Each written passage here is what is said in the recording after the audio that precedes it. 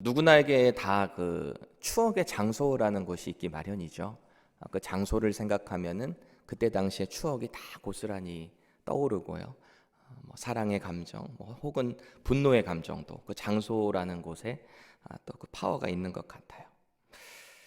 오늘 본문은 어떤 장소를 개념을 가지고 이렇게 시작을 하고 있습니다. 1절 보세요.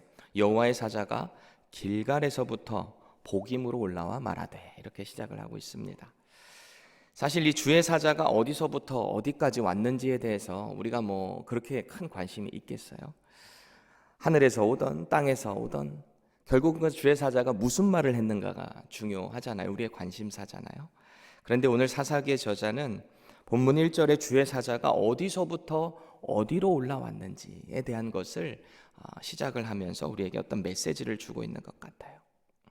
오늘 주의 사자가 등장한 이 길갈이라는 곳, 그리고 이 복임이라는 곳이 있는데, 이 둘은 이 이스라엘 백성들에게 있어서 참 어떤 그 장소를 듣자마자 기억이 나는 어떤 추억의 장소인 것입니다. 정확히 말하면 둘 다 하나님의 말씀에 반응했던 곳이죠.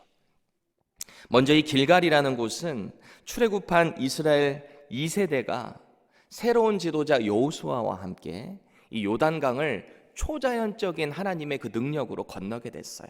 제사장들이 언약궤를 메고 한 발자국 뛸 때마다 그 땅이 이렇게 마르는, 홍해 바다가 마르는 것 같이 그렇게 길이 쫙 열리는 그런 경험을 했던 곳, 그렇게 건너게 된 첫 장소가 바로 이 길갈이었죠. 그래서 여호수아 3장 13절 보실까요?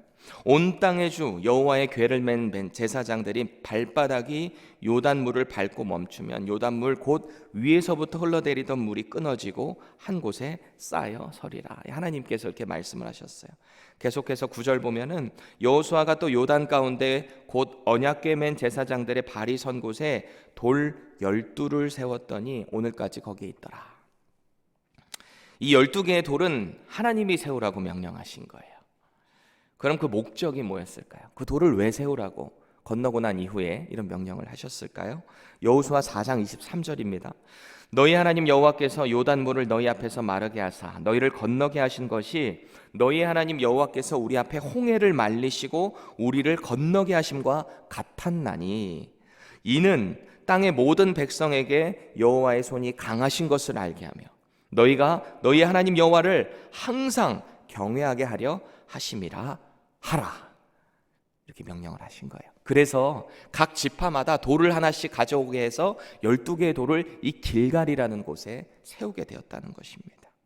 이 장소는 하나님의 기적을 경험한 장소예요. 그런데 하나가 더 있어요. 이 장소에서 뭘 했는가? 하나님의 능력만 경험한 게 아니라 믿음의 결단을 했던 장소가 바로 또 길갈이기도 합니다. 여호수아 5장 9절인데요. 또 그 모든 백성에게 할례 행하리기를 마침에 백성이 진중 각 처소에 머물며 낫기를 기다릴 때에, 뭐가 낫기를 기다린 거예요? 할례를 행했어요. 할례를. 요단강을 건너고 나서 이 이스라엘 2세대들이 할례를 이곳에서 행했어요. 그래서 그 낫기를 기다릴 때에 10절 여호와께서 여호수아에게 이르시되 내가 오늘 애굽의 수치를 너희에게서 떠나가게 하였다 하셨으므로 그곳 이름을 오늘까지 길갈이라. 이 남자 성기의 표피를 잘라내는 할례 의식을 통해서 그 정결함을, 우리는 하나님의 백성입니다, 그 믿음의 결단을 이 길갈이라는 장소에서 한 거예요. 여기서 말하는 애굽의 수치가 뭘까요? 이방 민족의 힘에 눌려서 그들 가운데 하나님을 의식하지 못하고 살았던 모든 지난 날들이 여호와 앞에, 바로 이것이 수치, 애굽의 수치였지 않았을까요? 그래서 이들은 길갈에서 지친 지 14일이 지난 그 저녁에 여리고 평지에 그 앞에서 하나님 앞에 유월절을 또 지킵니다.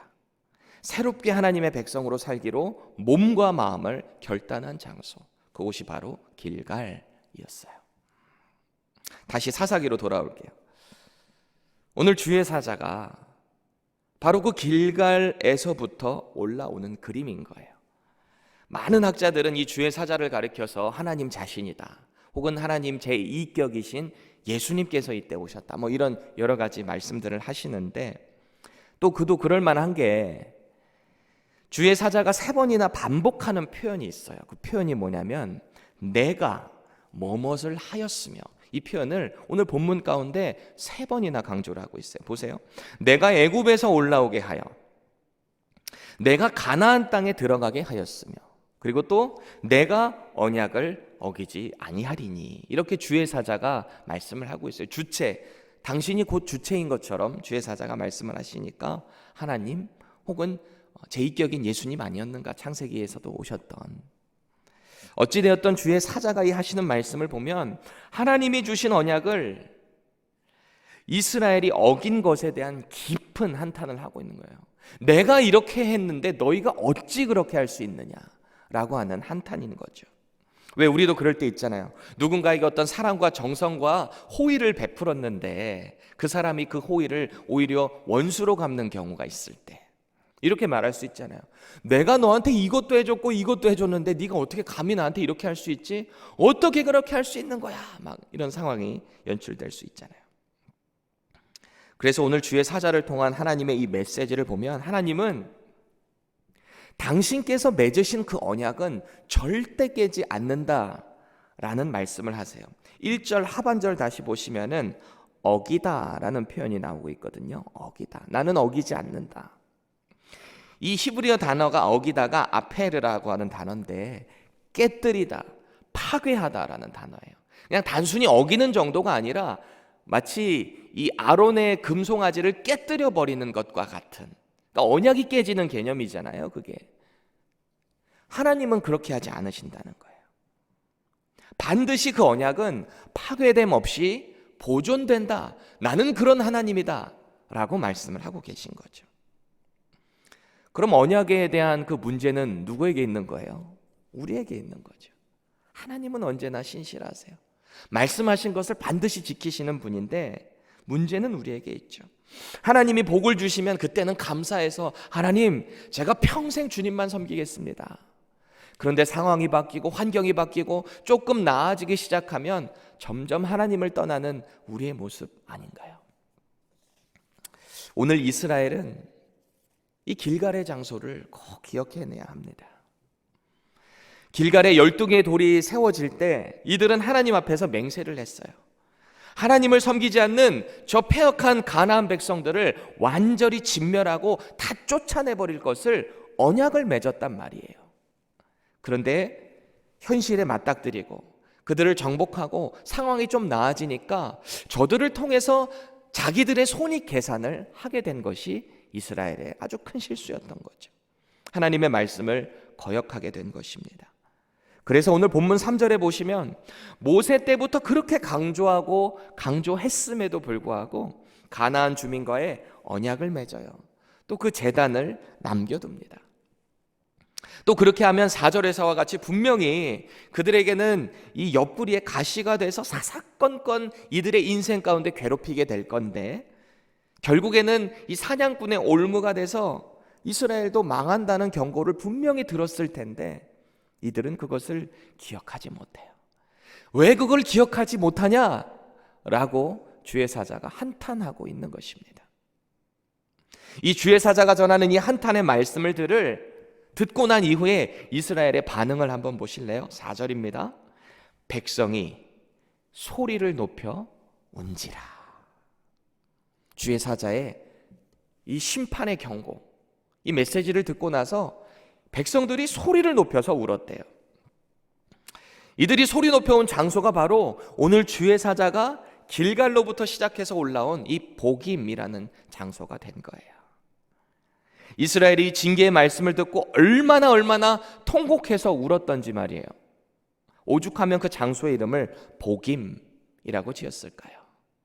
이 보킴이라는 히브리어 단어가 통곡하는 자들이라는 뜻이에요. 우는 자들, 통곡하는 자들. 이렇게 보면 이스라엘이 진정한 회개로 나아간 것 같잖아요. 통곡하면서 막 울었어요. 주의 사자가 말씀을 하시니까. 그러면 여러분 그 회개의 뜻이 뭐죠? 회개라는 말은 가던 길을 완전히 돌이켜서 반대길로 가는 것이 회개잖아요. 그런데 이 이스라엘의 결과를 보면 오늘 본문 가운데 나타난 결과를 보면 이들을 지도하던 영적인 지도자, 이 여호수아를 비롯한 장로들, 믿음의 사람들, 하나님의 능력을 봤던, 하나님을 알던 그 사람들이 하나 둘씩 다 이 세상에서 떠나가니까 이 사람들이 다 주님을 돌이키는 모습을 보게 되잖아요. 죄의 길에서 돌이킨 게 아니에요. 이들은 하나님의 징계에 대한 두려움과 공포로 그저 그냥 통곡해서 울기만 한 거예요. 훗날에 이 하나님의 진노로 임할 심판 앞에 반응하는 북이스라엘, 우리가 얼마 전에 우리 주일날 묵상했던 본문인데요, 호세아 7장 14절 보세요. 성심으로 나를 부르지 아니하였으며 오직 침상에서 슬피 부르짖으며. 이 북이스라엘의 마지막 그때에 이들의 임할 그 심판을 듣고 이들이 이제 반응하고 이들이 결국 이렇게 될 것이에요. 임박한 하나님의 심판을 보면서 이 북이스라엘도 침상에서 그냥 슬피 부르짖게 될 거예요. 다윗이 침상에서 눈물을 적시면서 울었던 그런 진정한 회개가 아니고요, 그저 앞으로 임박할 그 무서운 하나님의 심판 앞에 어찌할 바를 몰라서 그냥 얄팍하게 회개하는 것처럼 보이는 눈물일 뿐입니다. 진정한 회개가 없는 거죠. 그래서 오늘 10절 말씀을 보세요. 그 세대의 사람도 다 그 조상들에게로 돌아갔고 그 후에 일어난 다른 세대는 여호와를 알지 못하며 여호와께서 이스라엘을 위하여 행하신 일도 알지 못하였더라. 출애굽을 경험한 이 1세대들, 하나님의 영광과 능력이 후세대에게 전달되지를 못해요. 가장 치명적인 것은 조상들이 경험한 그 능력의 하나님이 여전히 이스라엘 출애굽 2세대의 하나님이 되심을 이들이 알지 못하는 거죠. 사랑하는 성도 여러분들, 하나님이 우리들에게 허락하신 가장 큰 능력이 뭘까요? 지금 저와 여러분들에게 허락하신 가장 큰 능력은 하나님의 아들 예수 그리스도를 이 땅에 보내주셔서 우리는 이제 그의 십자가의 보혈을 믿는 자마다 하나님의 자녀가 되는 권세를 주신 것, 그것이 하나님이 저와 여러분들 지금 이 세대들에게 허락하신 가장 큰 능력임을 믿으시기 바랍니다. 그렇다면 우리의 삶에서 그 하나님의 능력을, 그 하나님의 사랑과 은혜를 전해야 하지 않을까요? 우리 주변에 전해야 할 거잖아요. 그동안 한우리교회 신실한 은퇴 안수 집사님으로 섬기셨던 변경수 집사님이 어제 주님의 품으로 안기셨어요. 이분은 에녹회 회장으로 비가 오나 눈이 오나 이 코마트 전도로 한 10여 년 동안 그렇게 열심히 하셨던 분이세요. 집사님이 연세가 드시니까 제가 예전에 한 8년 전에 에녹회를 담당을 3년을 했었는데, 그때 이분이 하시는 말씀이, 이전에는 단기 선교들을 많이 다니다가 보니까 좋았는데 이제는 좀 나이가 들어서 다 따라갈 수가 없어서 이 지역 로컬 전도를 한다, 그렇게 말씀을 하셨어요. 그래서 코마트에서 매주 토요일마다 이 설교 CD를 나눠주셨습니다. 제가 또 에녹회를 담당하고 있었고 또 에녹회 성도님이 그렇게 전도를 하고 있다고 하니까, 부부가 그렇게 열심히 하시니까 저랑 아내랑 우리도 나가서 같이 합시다. 그래서 그렇게 하게 된 게 한 5년 동안을 같이 그렇게 전도 사역을 하게 됐었어요. 그 사이에 저희 큰아들 병건이도 태어나게 돼서 자연스럽게 전도 팀원으로 합류하게 된 거죠. 그래서 우리 큰아들이 늘 변경수 집사님을 부르는 호칭은 전도 할아버지였어요. 얼마나 복된 이름이에요, 전도 할아버지. 어제 새벽기도 끝나고 담임 목사님이 집사님의 소천 소식을 알렸어요. 그분과 함께했던 그 장소들이 하나하나 제 머리에 주마등처럼 떠오르면서 다시 교회에서 볼 수 없다는 안타까움이 있으니까 얼마나 눈물이 나던지요. 제가 울면서 이렇게 막 기도하고 있는데 큰아들이 제게 왔어요. 와서 이렇게 말해요. 아빠, 전도 할아버지 이제 예수님께로 간 거야? 이제 전도 할아버지 볼 수 없는 거야? 이러면서 막 울어요. 이 아이에게 변 집사님은 주의 복음을 전하기 위해 힘쓰셨던 분이에요. 그리고 할아버지와 함께했던 그 장소는 주의 복음이 선포가 됐던, 전도가 진행됐던 장소로 기억되는 거죠. 여러분들, 노방전도가 꼭 답이라고 할 수는 없죠. 언제 어디서든 하나님의 아들 예수 그리스도께서 바로 우리의 생명의 길이라는 것을 우리가 전해야 하지 않을까요? 이 구원의 사건을 우리도 날마다 주변에 전수해야 하지 않을까요? 오늘 본문에 나타나는 이스라엘 2세대들의 이 추락하는 과정을 보세요. 그러기 위해서 우리가 날마다 해야 할 가장 큰 작업이 있어요. 우리의 삶에서 우리가 조금이나마 자꾸 하나님께로 벗어나는 그런 모습들이 있다면 하나님께서 우리에게 은혜를 베풀어 주셨던 곳, 주님을 만났던 곳, 그 각자의 길가를 날마다 기억해내야 하는 것입니다.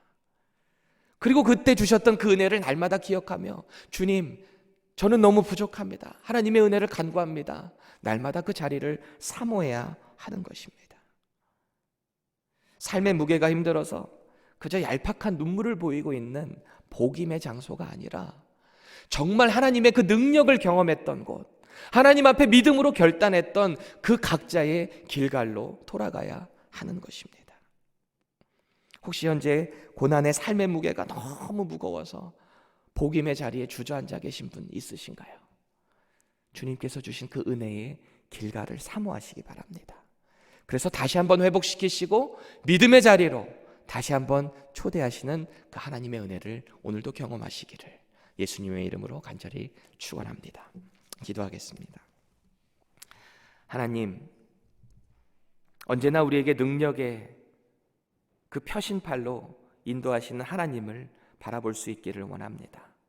우리의 믿음이 흐트러져서 복임의 자리에서 그냥 주저앉아 우는 것이 아닌 하나님께서 오늘도 우리를 기다리시고 하나님의 크신 능력과 계획으로 인도하시는 그 믿음의 길로 한 걸음 한 걸음 뚜벅뚜벅 걸어가는 우리 모두 되게 하여 주시옵소서.